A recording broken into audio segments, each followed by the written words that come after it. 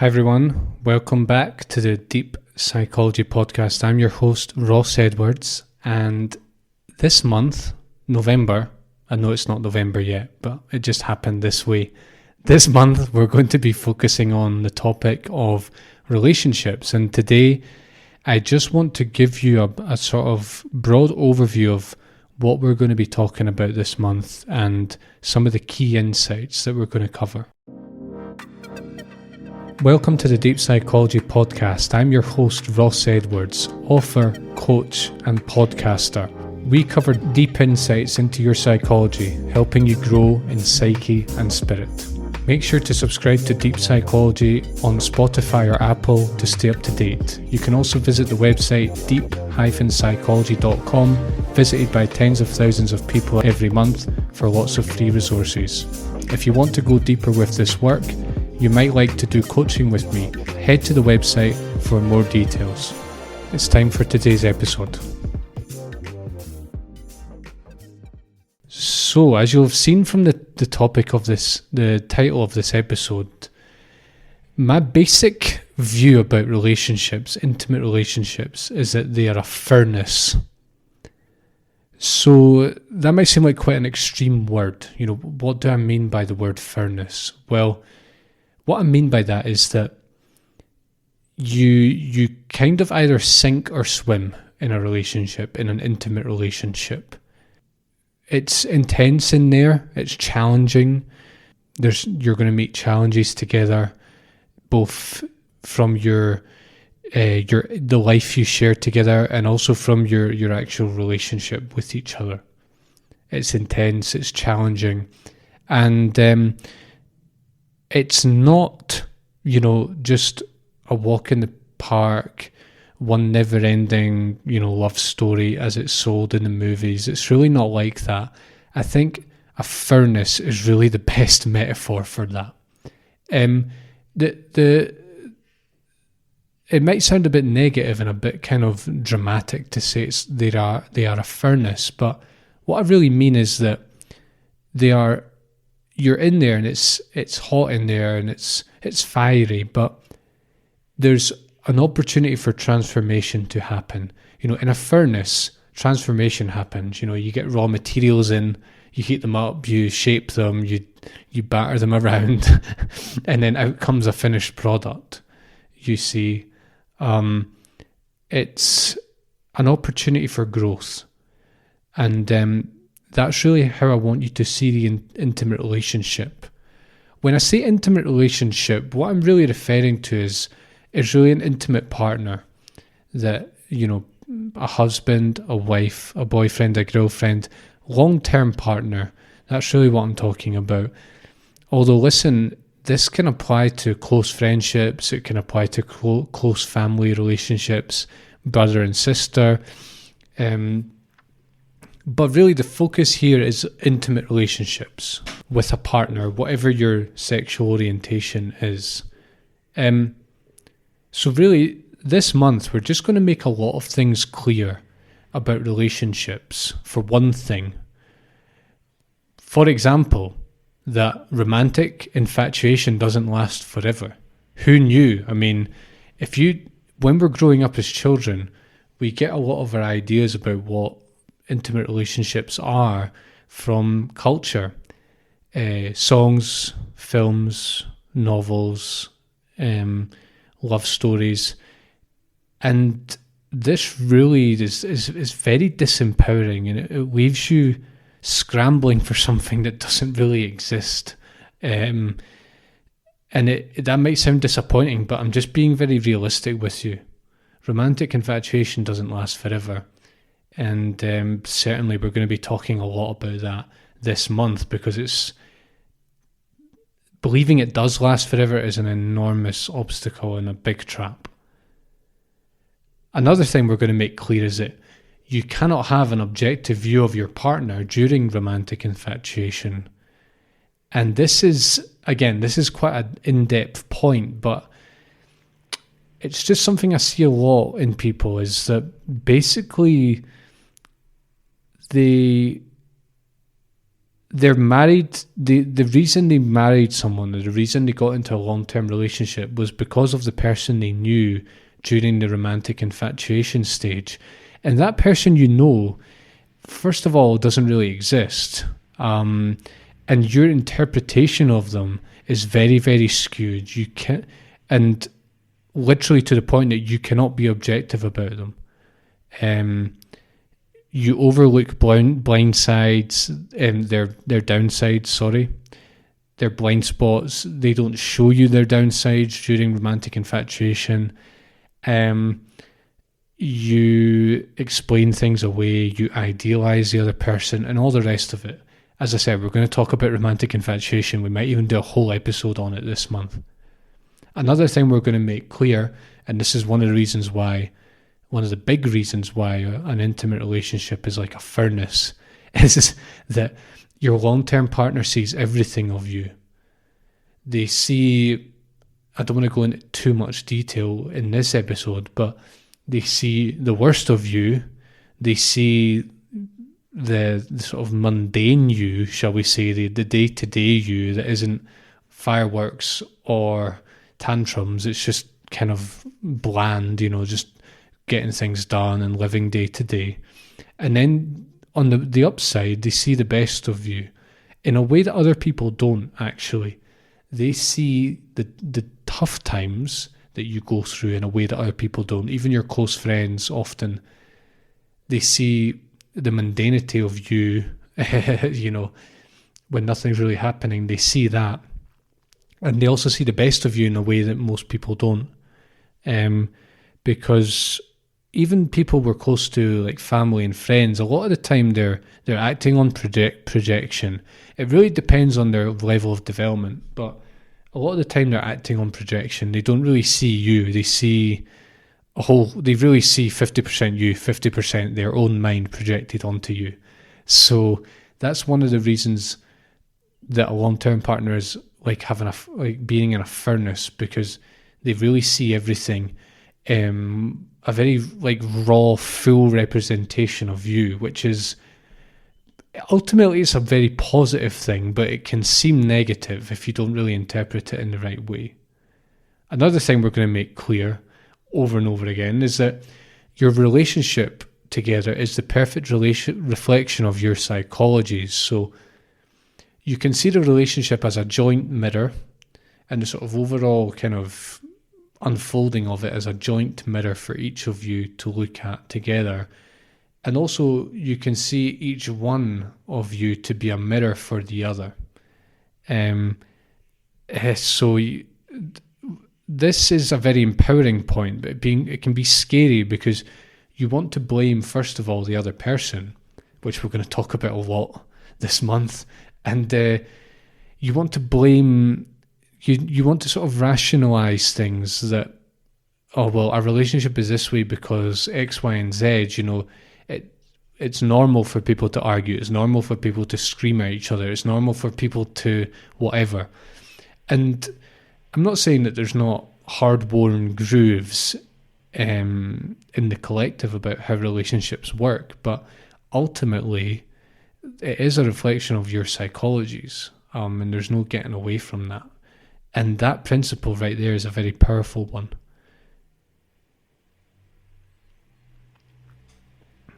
Another thing we're going to make clear over and over again from many different points of view is that intimate relationships are necessarily hard. Again, the fact of it being hard, I mean, listen, sometimes it can be a big... it can be a big red flag, of course. I'm not trying to say that if it's hard, it's necessarily a positive thing, but even the best intimate relationships, even the ones that are built on a really solid foundation and the two people really are, quote unquote, made for each other, that doesn't mean they're easy. They're always hard. I mean, and that is not a bad thing overall. It can be a bad thing, but overall it's not a bad thing. It is simply just a reflection of the container that is created when two people spend a significant chunk of their lives together. Another thing we're going to make clear is that it takes two to tango. What do I mean by this? That you are always dancing with your couple. You can't dance on your own when you're in an intimate relationship. You cannot blame the other person. The other person cannot blame you. It's not one of you that's at fault and the other one's a saint. It's both of you are creating the relationship together, co-creating. And without both of you doing it, the relationship could not be as it is. To whatever level you want to interpret it that at, you know, the overall unfolding of your relationship is as it is primarily because of your psychologies. And, you know, a particular argument or a particular sweet moment is because of both of you. It takes both of you to create that. And again, this is scary, but it's deeply empowering.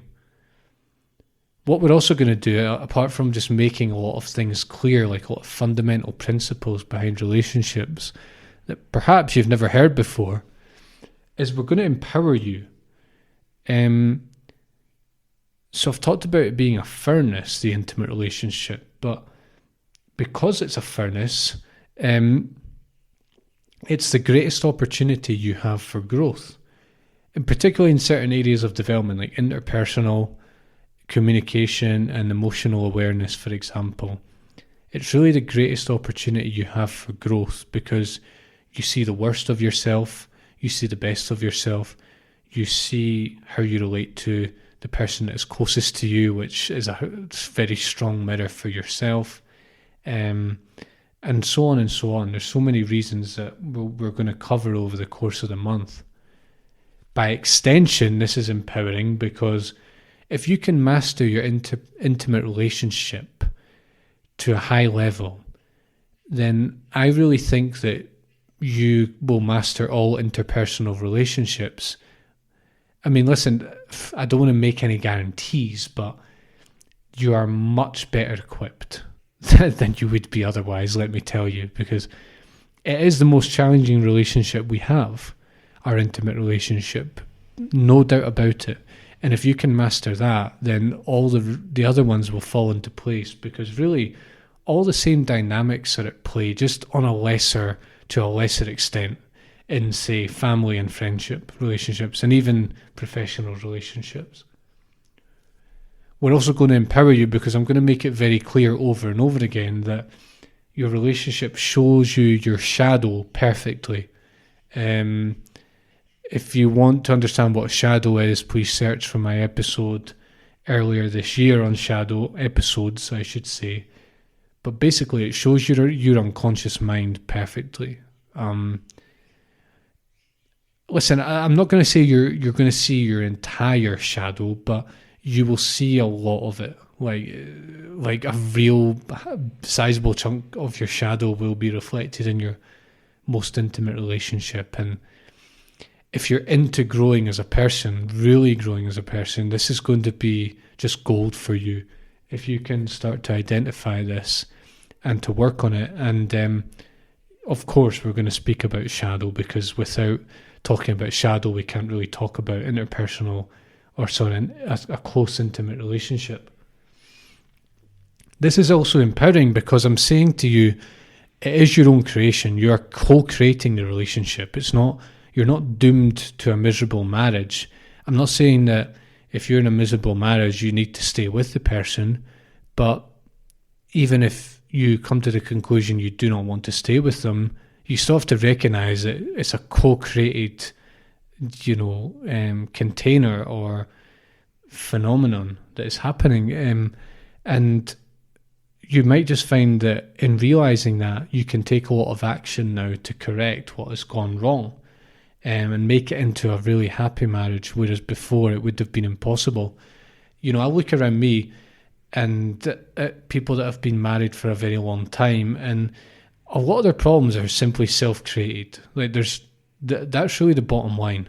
It's really just their shadow and their psychology is creating most of the problems. And unfortunately, they're at a level of development where they're simply not ready to admit that. They're happy to act out their shadow and their unacknowledged psychological psychological material, but they don't want to acknowledge it consciously. And if they did, though, if they grew to the point where that would actually be understandable and desirable for them, it would solve a lot of problems. And I've not been with my current partner for very long. It's been 7.5 years now. But one thing I can say is, I say the exact same to myself, that our problems are really, there are problems in our own psychological creation. And because of that, one, yes, it's a bit of a burden, but two, wow, it means that we can take back control over what we may have thought is beyond our control. And we're also going to empower you by saying that no one is primarily at fault here. So you're not at fault, and your partner cannot blame you for any problems you're having in the relationship. Also, you cannot blame your partner. You have to take responsibility. It's so, we're going to talk about this because this is just one of the most deceptive mechanisms in an intimate relationship, is this blaming of the other person. It's such a big trap, and it really doesn't get you anywhere in terms of improving the situation if there's something that needs to be worked on. And I'm just here to say to you now that no one is primarily at fault. You both are creating the relationship. And so from that point of view, you don't have to feel guilty. And from the other point of view, your partner cannot say that you are guilty. And you can also not say that they are guilty. It's both of you have to acknowledge it. And that's very empowering if you can see the upside to that. So that's just a brief overview of what we'll be covering. And I want to give you two very important principles to take away with you before we come back in the next episode and go deeper into these points. What are the two most important skills in an intimate relationship? If you remember these two skills and you really start to take them seriously and apply them and really make them a project, wow, you will really notice a lot of gains in your relationship. First one is self-awareness. Without self-awareness, you'll reach a glass ceiling in your intimate relationship. And I'm talking about both of you, but I'm also talking just about you, because you are ultimately responsible for your own self-awareness. You have to grow your self-awareness. Whatever amount of self-awareness you have, it needs to grow, because there is such a large amount required to have a high-quality intimate relationship that I can pretty much guarantee wherever you are right now in that journey, you still need to grow. Self-awareness. Second one, responsibility. Self-awareness and responsibility. You can have self-awareness, but if you don't say to yourself, listen, I'm creating this and I'm a co-creator and I am responsible for how I react, I'm responsible for how I communicate, I'm responsible for my own self-awareness, I'm responsible for how I conduct myself in this argument, I'm responsible for generating love towards the other person, I'm responsible for making them feel my love, and all those and everything else. This is just, without this, again, you're really doomed to, you're going to hit a glass ceiling in your couple growth. And I really don't want that for you. I don't want you to become like these couples that I observe who have pretty much none of this. These are just, oh man, I cannot put into words. You're going to have to sort of take these and run with them. Self-awareness and responsibility. Take these two skills, develop them and run with them. And you'll see why they're so crucial for yourself, and you won't need me to explain to you why. All right, so if you want to follow this series on intimate relationships for November, please come back every Wednesday, 7 p.m. UK time, 8 p.m. Central European time, 2 p.m. Eastern time, and you will be. This is a 5-episode series. We'll be covering several facets that we've touched on here in much more depth, make sure to subscribe and come back next Wednesday for the following episode. And please consider doing coaching with me. I do coaching on several things, particularly meditation, habits, and mentality. But I can really do coaching on anything that I talk about in this podcast, because I don't talk about it unless I feel qualified to talk about it. So if you're interested in doing coaching on your intimate relationship, I'd be more than happy to jump on a quick discovery call with you and see if I can help you out with that. All right, take care everyone. Thanks a lot for joining me today, and I'll see you next week for the next installment of this series. Thanks for listening. If you liked this episode, please leave a review and make sure to subscribe on Apple or Spotify. If you'd like to go deeper with this work, head to deep-psychology.com to do coaching with me. Thanks a lot, and I'll see you soon.